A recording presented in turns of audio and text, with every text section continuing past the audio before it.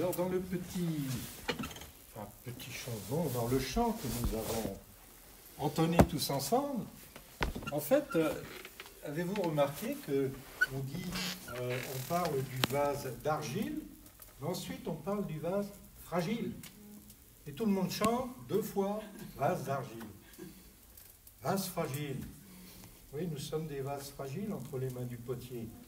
Et la parole nous dit que le Seigneur utilise les choses faibles pour confondre les fortes. Amen. Amen. Mais les choses faibles, il les fortifie. On va lire dans Juge au chapitre 6, et on va retrouver un vaillant héros de l'Éternel, Gédéon, le plus petit, la plus petite famille de la plus petite tribu. Et il a dit, moi Seigneur, moi, vaillant héros, mais va avec la force que tu as. Amen. Amen. Alors, on va lire donc au chapitre 6 et au verset 25, quelques versets pour situer la pensée de ce soir. Dans la même nuit, l'Éternel dit à Gédéon, prends le jeune taureau de ton père et un second taureau de 7 ans, renverse l'autel de Baal qui est à ton père et abat le pieu sacré qui est dessus. Tu bâtiras ensuite et tu disposeras sur le haut de ce rocher un autel à l'Éternel ton Dieu. Tu prendras le second taureau et tu offriras un holocauste avec le bois de l'idole que tu auras abattu. Gédéon prit 10 hommes parmi ses serviteurs et fit ce que l'Éternel avait dit, mais comme il craignait la maison de son père et les gens de la ville, il l'exécuta de nuit et non de jour. Lorsque les gens de la ville se furent levés de bon matin, voici, l'autel de Baal était renversé, le pieu sacré placé dessus était abattu, et le second taureau était offert en holocauste sur l'autel qui avait été bâti. Ils se dirent l'un à l'autre, qui a fait cela? Et ils s'informèrent et firent des recherches. On leur dit, c'est Gédéon, fils de Joas, qui a fait cela. Alors les gens de la ville dirent à Joas, fais sortir ton fils et qu'il meure, car il a renversé l'autel de Baal et abattu le pieu sacré qui était dessus. Joas répondit à tous ceux qui se présentèrent à lui, est-ce à vous de prendre parti pour Baal? Est-ce à vous de venir à son secours? Quiconque prendra parti pour Baal mourra avant que le matin vienne. Si Baal est un dieu, qu'il plaide lui-même sa cause, puisqu'on a renversé son autel. Et en ce jour, on donna à Gédéon le nom de Jérubbaal en disant que Baal plaide contre lui, puisqu'il a renversé son autel. Verset 34. Gédéon fut revêtu de l'esprit de l'Éternel, il sonna de la trompette, et Abiézer fut convoqué pour marcher à sa suite. Amen. Amen. Amen. Voilà un petit homme sans beaucoup de force, mais qui a de la sagesse et qui a obéi à ce que Dieu lui demandait de faire. C'était pas facile, hein?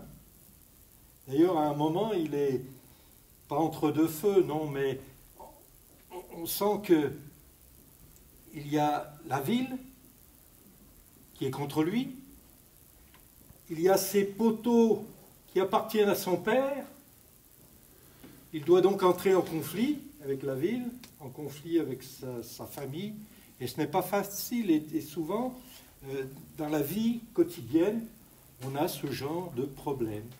Mais la parole ici nous montre que Gédéon, rempli d'esprit, a du succès. Il faut en tout point obéir à l'Éternel. L'Éternel parle, confie à Gédéon une mission.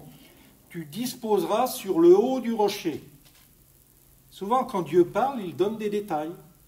C'est précis. Tu disposeras sur le haut de ce rocher un autel à l'Éternel ton Dieu. Littéralement, sur le haut de ce lieu fortifié. Il est bon de se tenir sur les hauts lieux fortifiés. Hein? Dans la chambre haute. On est bien dans la chambre haute. Ici, c'est la chambre haute. Amen. Pourtant, on a juste monté une toute petite marche, une demi-marche. Hein? Mais on est dans la chambre haute, on est dans le lieu fortifié et dans la présence de Dieu. Ça, c'est un acte fondateur pour Gédéon, hein, par lequel la relation avec Dieu va s'établir durablement. Gédéon, il faut préparer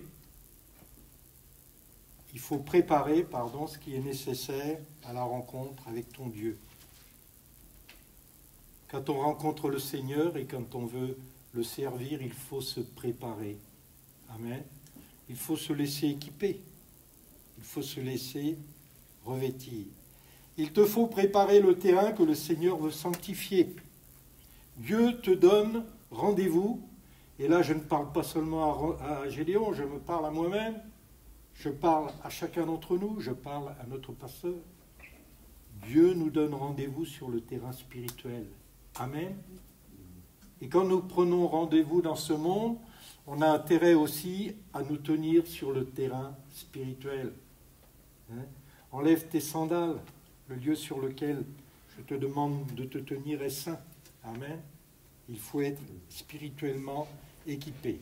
Alors là, il y a un terrain, donc c'est ce rocher, et Dieu indique à Gédéon de quelle manière il pouvait lui être agréable. Ce qu'il faut que tu apportes, que tu sacrifies, et dans quelle disposition de cœur il te faut préparer l'Holocauste. Nous n'avons plus à sacrifier. Pourquoi? C'est parce que Jésus a accompli, une fois pour toutes, le sacrifice suprême, et ce sacrifice, c'était sa propre vie. Et on n'a pas à nouveau à apporter des taureaux, des béliers, des pigeons. Mais n'empêche, on a à glorifier Dieu. Et quelque part, il faut aussi apporter sur cet autel, sur le rocher, hein, ça nous parle le rocher. C'est en avant-première, c'est une image de Christ. Hein. Tu apporteras sur ce rocher, c'est-à-dire sur les bases que représente Jésus, tu apporteras aussi ton sacrifice, ton holocauste. Le dimanche matin, quand on loue le Seigneur, hein, on parle la louange, c'est un parfum de bonne odeur. Là, c'est un sacrifice qu'on offre à Dieu, hein, pour l'honorer. Alors, le message est clair et n'est pas sujet à interprétation. Tu disposeras un autel à l'Éternel et tu le disposeras sur le rocher. C'est-à-dire que Gédéon, avant de faire quoi que ce soit, devait bâtir cet autel pour pouvoir apporter un sacrifice à Dieu. Nous sommes invités, nous aussi, à honorer notre Dieu, hein, à disposer l'autel pour l'Holocauste, symboliquement, hein, selon ce que le Seigneur nous indique, un autel sur le rocher. La relation ne peut s'établir avec Dieu qu'à travers Christ. Amen. Amen. C'est vrai. Qu'à travers Christ. On peut faire des tas de choses. Vous savez, il y a des gens dans ce monde, moi, ils m'épatent. Ils sont capables de réaliser des choses, mais dont je ne me sentirais pas capable. Mais par contre, ils sont loin de Dieu. Et nous, les choses sont simples. Il faut passer par Christ pour établir la relation avec Dieu. Prépare ce qui est destiné à honorer Dieu. Prends le jeune taureau, a-t-il été dit à Gédéon, prends le jeune taureau de ton père et un second taureau de 7 ans. Et on peut supposer que ce taureau-là appartenait à Gédéon.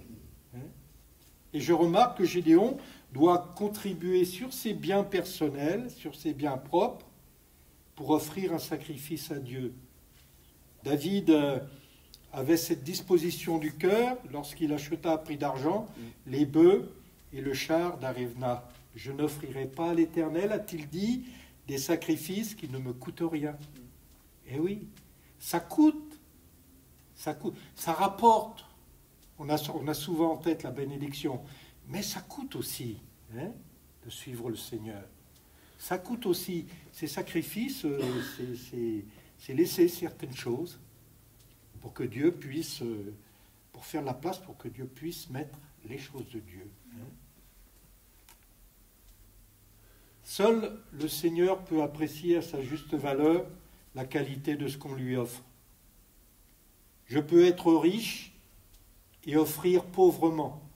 Et je ne parle pas que dans le sens matériel. Je peux être riche et offrir pauvrement. Et à l'inverse, je peux être pauvre, mais offrir tout ce que j'ai. Ça fait penser à l'offrande de la veuve. Hein. Elle avait mis beaucoup moins que tous dans ce temple. Elle avait mis la plus petite des pièces. Mais aux yeux du Seigneur, il l'a fait remarquer. Aux yeux du Seigneur, elle avait mis de son nécessaire. C'est-à-dire, elle avait mis tout ce qu'elle avait. Amen. Seigneur, aide-nous à mettre tout ce qu'on a. Même si aux yeux du monde, ça apparaît comme peu de choses. Mais à tes yeux, Seigneur, parce que le peu qu'on a entre les mains du Seigneur, ça va fructifier. Amen. Ah, vous savez, qu'a-t-il fait avec quelques pains et quelques poissons? Qu'a-t-il fait avec quelques frères et sœurs, là, un vendredi soir, réunis en son nom pour l'adorer, pour le louer, pour le prier? Qu'a-t-il fait et que va-t-il faire encore? Amen. On peut être pauvre, mais être riche selon Dieu. Amen. Quel temps est-ce que j'offre à Dieu? La question nous a été posée il y a peu de temps. Quel temps est-ce que j'offre à Dieu? Et à quel taureau je lui apporte? Le plus petit de mon troupeau, celui qui est maigrichon, celui, on se dit celui-là, il ne va pas passer l'année. Hein. Non, la parole nous dit ce qu'il y a de meilleur. Les animaux qui étaient en mauvaise santé, on les réservait à autre chose. Mais pour Dieu, il fallait ce qu'il y a de meilleur. Alors dans mon temps, il faut ce qu'il y a de meilleur aussi. Quelle disponibilité pour l'écouter, pour intercéder, pour le servir. Ça, la question, elle est à chacun. Hein. Et même si on est au top du top, je mets entre parenthèses, on a encore des progrès à faire. Hein. Ah ouais, plus de temps pour toi, Seigneur. Quelle disposition de cœur et quelle disponibilité pour entrer en relation avec mon Seigneur. Et là, on a des progrès à faire. Hein. Quelle heure avez-vous? 23. Merci. Oui, c'est ce que les gens nous demandent dans la rue parfois. Hein. Et moi, j'ai une montre. Parce que parfois, quand on demande à quelqu'un, il n'a pas de montre. Je ne sais pas, il regarde. Quelle heure avez-vous? C'est la question qu'un passant peut nous poser. Hein. Posons-nous ce soir cette question. Quelle heure est-il à notre montre spirituelle? Amen. Sans doute, dans ces temps difficiles, l'heure est à la tristesse, à l'inquiétude, au doute. Si on écoute les informations, alors écoutons-les. Il est bon de s'informer, savoir ce qui se passe dans le monde. Il n'est pas bon de se surinformer, à mon sens, parce que sinon, il n'y a que du négatif. Donc il faut s'informer, mais prenons ces choses à travers la pensée de Dieu, la pensée de Christ. Ce monde, on en a parlé, notre frère nous en a parlé ces temps derniers. On sait pourquoi tout cela arrive, on sait ce qui se prépare. Mais nous, chrétiens, allons-nous nous désoler? Bien sûr qu'on est désolé pour ces gens qui souffrent, on est désolé pour ces victimes, mais pour la situation, allons-nous nous désoler? Allons-nous... Non, on regarde cela selon la parole de Dieu. Le frère l'a dit, toujours revenir à la parole de Dieu. Analyser les circonstances avec la parole de Dieu. Qu'est-ce que Dieu dit à ce sujet? C'est important cela. C'est notre GPS spirituel. GPS, vous savez ce que ça veut dire en réalité? Alors moi je l'ai su, je ne le sais plus, mais là je dis, j'ai guidé par le Seigneur. Amen. GPS. Amen. Guidé par le Seigneur. On va dans peu de temps avancer ou reculer l'heure? Allez, je vous aide. On va reculer la grande aiguille. C'est-à-dire on va gagner 1 heure de sommeil. Bon, c'est artificiel cela. Et puis dans quelques mois on fera le contraire. et on perdra 1 heure de sommeil. Et ce soir, l'heure n'est pas à sommeiller. Amen. C'est vrai. L'heure est à agir, et c'est ce qu'on va faire dans la prière. Gédéon, on l'a lu, le dernier verset, il fut revêtu de l'Esprit de Dieu et se mit en marche, et le peuple était invité à le suivre. Amen. On se met en marche chaque matin avec le Seigneur, et on recherche cet esprit qui doit nous conduire, qui doit nous encourager, qui doit nous inciter, cet esprit dont nous avons besoin, c'est la respiration de notre âme, comme l'oxygène, l'Esprit de Dieu. Quelle heure est-il à notre monde? Sommes-nous réglés sur le cadran céleste? On dit Amen? Oui, Amen. Et puis si on a un petit peu de retard, un petit peu d'avance, on n'aura jamais avec le Seigneur. Mais si on a un petit peu de retard, allez Seigneur, tu mets à l'heure. Hein? À l'heure de Dieu. Vivons-nous à l'heure de Dieu. Pour nous, 1 heure dans ses parvis vaut-elle mieux que 1000 ailleurs? Amen. Vous voyez, on le chante. Est-ce qu'on le croit? Ah oui, cette heure-là, ce soir, elle vaut mieux qu'1 heure, je ne sais où. Hein. Même pour quelque chose qui nous plaît, une passion qu'on a. 1 heure dans ses parvis vaut mieux que 1000 ailleurs. C'est vrai, amen. Nous sommes appelés à construire notre relation avec le Seigneur. Hein, c'est cet autel. Tu bâtiras sur le haut du rocher, sur Christ, un autel à l'Éternel, ton Dieu. Il est précisé, tu m'élèveras un autel de terre. Je vais bientôt terminer. Sur lequel tu offriras des sacrifices. Tu m'élèveras un autel de terre. Ça nous ramène à notre humanité. L'homme est tiré de la terre. La parole nous le dit. Et on l'a chanté. Je ne suis qu'un vase de terre. Hein? Donc, Dieu nous invite à bâtir. C'est l'image de bâtissez avec ce que vous êtes. Bâtissez avec ce que vous êtes. Mais ce que vous êtes, c'est l'image de ce que je suis. Amen.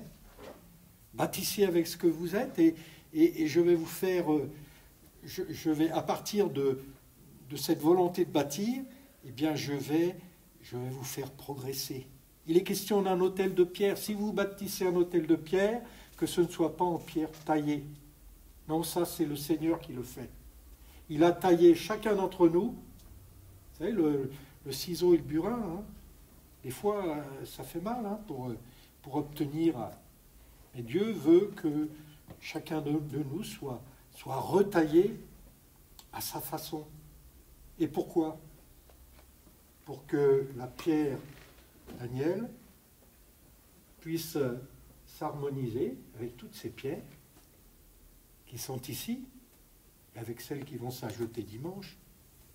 Ça, c'est l'édification de l'Église. Alors, nous y sommes appelés aussi, mais c'est l'œuvre du Seigneur. Vous savez, Dieu aime l'Église. Elle n'est pas parfaite. Pourquoi? Parce qu'elle est faite de gens comme nous, pas parfaits, en voie de perfectionnement, mais pas parfaits. Mais Dieu aime son Église. Il va la rendre parfaite. Amen. Et nous aimons l'Église. Amen. Amen. Eh oui, nous aimons les frères et sœurs. Nous les aimons individuellement, mais nous aimons aussi quand ils sont rassemblés, l'Église. Et nous aimons l'Église au-delà de ses murs. L'Église persécutée. L'Église au bout du monde. Vous savez que l'Église au bout du monde, pour eux, on est l'Église au bout du monde. Oui. Eh oui. Alors nous aimons l'Église. Et nous aimons combattre ensemble. Et l'autel, on va l'élever ce soir ensemble, dans la prière. Et apporter ces pierres-là qui peut-être sont blessées. Peut-être il y a une fente dedans. Peut-être à cause de la maladie, à cause d'un problème familial, à cause du manque de travail, à cause des papiers qu'on attend, à cause des enfants. À cause des enfants. Hein. ou à cause des parents, les soucis qu'on a. Alors, ces pierres-là, on va les apporter dans la prière pour que le Seigneur agisse, répare, pour qu'il fasse aussi en nous, en chacun d'entre nous, ce travail-là de taille. Amen. Nous avons besoin de cela, d'être entre les mains du potier. Amen. Nous te bénissons, Seigneur.